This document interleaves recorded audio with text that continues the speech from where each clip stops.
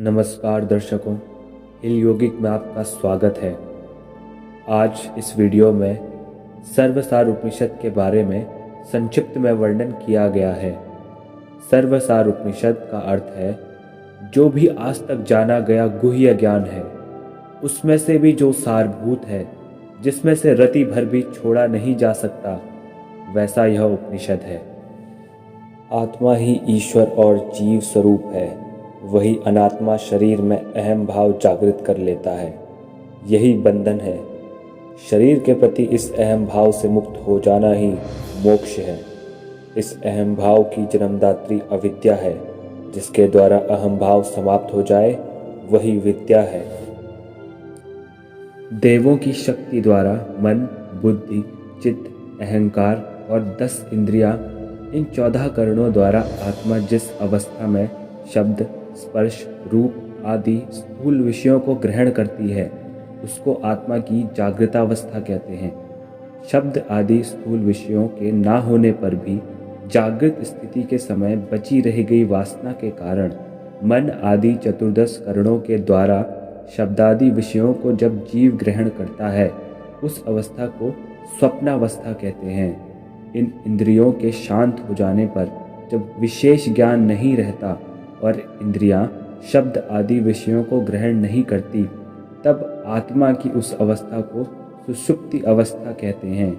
उपर्युक्त तीनों अवस्थाओं की उत्पत्ति और लय का ज्ञाता और स्वयं उद्भव और विनाश से सदैव परे रहने वाला जो नित्य साक्षी भाव में स्थित चैतन्य है, उसी को तुरीय चैतन्य कहते हैं। उसकी इस अवस्था का नाम ही तुरीयावस्था है।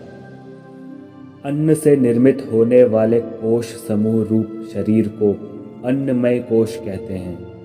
जब इस अन्नमय कोश रूप शरीर में प्राण आदि 14 वायु संचरित होते हैं, तब उसे प्राणमय कोश कहा जाता है। अन्नमय और प्राणमय कोशों के अंदर रहने वाले मन आदि 14 करणों द्वारा आत्मा जब शब्द आदि विषयों पर चिंतन करता है, तब उसे मनोमय कोश कहते हैं। तीनों कोशों के संयुक्त होकर जब वह बुद्धि द्वारा चिंतन करता है, तब उसके बुद्धियुक्त स्वरूप को विज्ञानमय कोश कहते हैं। इन 4 अन्नमय, प्राणमय, मनोमय और विज्ञानमय कोशों के साथ आत्मा जब वट वृक्ष के वृक्ष बीज के समान अपने कारण स्वरूप को न जानता हुआ निवास करता है, तब उसके इस स्वरूप को आनंदमय कोश कहते हैं। सुख की भावना से मन में वस्तु विशेष के प्रति जो रुचि उत्पन्न होती है, वह सुख बुद्धि कहलाती है, और वस्तु विशेष के प्रति जो अरुचि उत्पन्न होती है, वह दुख बुद्धि कहलाती है। सुख प्राप्त करने और दुख का परित्याग करने के लिए जीव जिन क्रियाओं को करता है, उन्हीं के कारण वह कर्ता कहलाता है। सुख दुख के कारणभूत ये 5 विषय शब्द, स्पर्श, रूप, रस, गंध हैं। जब पुण्य पाप का अनुसरण करता हुआ आत्मा इस मिले हुए शरीर को अप्राप्त की तरह मानता है, तब वह उपाधि युक्त जीव कहलाता है।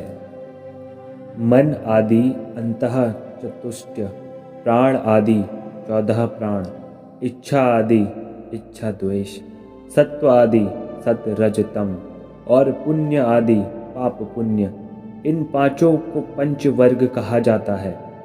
इनका धर्मी बनकर जीवात्मा ज्ञान रहित होकर इनसे मुक्ति नहीं पा सकता। मन आदि जो सूक्ष्म तत्व हैं, इनकी उपाधि सदैव आत्मा के साथ लगी प्रतीत होती है, जिसे लिंग शरीर कहते हैं। वही हृदय की ग्रंथि है। उस लिंग शरीर में जो चैतन्य है, उसी को क्षेत्रज्ञ कहते हैं। ज्ञाता ज्ञान और ज्ञेय के उद्भव और विलय को जानकर भी जो स्वयं उत्पत्ति और विनाश से परे है, वह आत्मा साक्षी कहलाता है।